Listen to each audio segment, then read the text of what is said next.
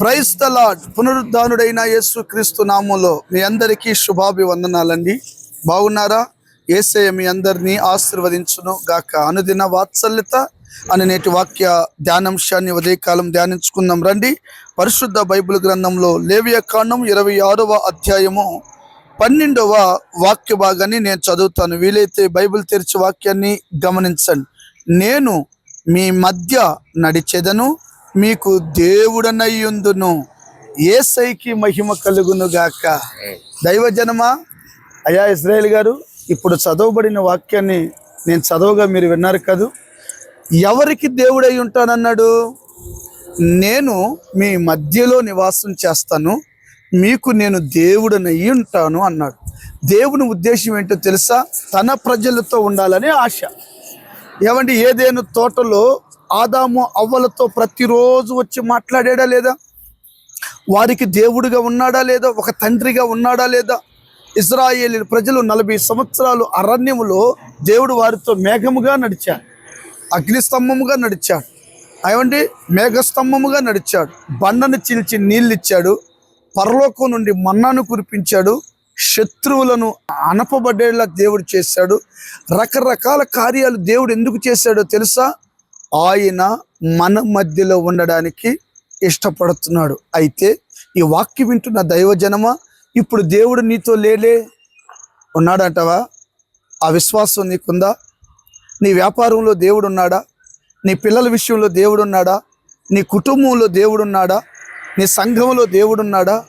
చాలా మంది జీవితాల్లో దేవుడు కనుమరుగయ్యాడు. కారణం ఏంటో తెలుసా? ఆనాడు ఏదేను తోటలో అవిధేయత చూపించినట్లుగా ఇశ్రాయేలీలు ప్రజలు దేవుని మీద సరిగినట్లుగా ఈ రోజున చాలా మంది ఏమయ్యారో తెలుసా? దేవునికి లోబడకుండా అవిధేయత చూపిస్తూ బ్రతుకుతున్నారు. ఘోరమైన పాపం ఏంటో తెలుసా? దేవునికి లోబడకపోవడమే. ఘోరమైన పాపం ఏంటో తెలుసా? ప్రార్థన చేయకపోవడమే. ఘోరమైన పాపం ఏంటో తెలుసా? దేవుడు మన దగ్గర ఉండాలని వస్తే అపవిత్రులుగా బ్రతకడమే. నేనంట, నువ్వు విధేయుడిగా ఉండి తగ్గించుకొని పవిత్రంగా బ్రతికితే యేసోపుకి రాసించేటట్లుగా స్వాస్థ్యాన్ని దేవుడు నీకు రాసిచ్చును గాక. నేను అంటాను, ఇది మొదలుకొని దేవుడు నీతో ఉండాలనుకుంటున్నాడు. ఆయన మీకు దేవుడై ఉండాలి అనుకుంటున్నాడు. ఆయన దేవుడుగా ఉంటే నీ శత్రువు ఓడిపోతాడు. ఆయన మీ మధ్యలో నివాసం చేస్తే సమాధానం కలుగుతుంది, సంతోషము కలుగుతుంది. నేనేమంటానో తెలుసా? ఇది మొదలుకొని విధేయత చూపు, కన్నీళ్లతో పశ్చాత్తాపడి ప్రార్థన చేసుకో. నీ వెళ్ళిన చోట జయమిస్తాడు. ఏమండి, నీ ద్వారా దేవుడు ఒక గొప్ప పని జరిగిస్తాడు. అవిధేయుడిగా ఉన్నప్పుడు పేతురు ఒక చిన్న బిడ్డ ద్వారా నవ్వులు పాలైపోయాడు. రేయ్, నువ్వు ఆ యేసుతో ఉన్నవాడు కదా. నేను కాదండి, అమ్మతోడు అంటున్నాడు. కానీ పరిశుద్ధాత్మ పొందిన తర్వాత దేవుడు అతనితో ఉన్నాక ఒక్క ప్రసంగానికి 3000 మంది మారిపోయారు. యేసు నామములో అలాంటి పేతురుగా నా దేవుడు మిమ్మల్ని చేయునుగాక. తలలు వంచండి. దేవుడి మాటలు దీవించునుగాక. మన మధ్యలో ఉన్న ఇజ్రాయేల్ గారు చిన్న ప్రార్థన చేస్తారు.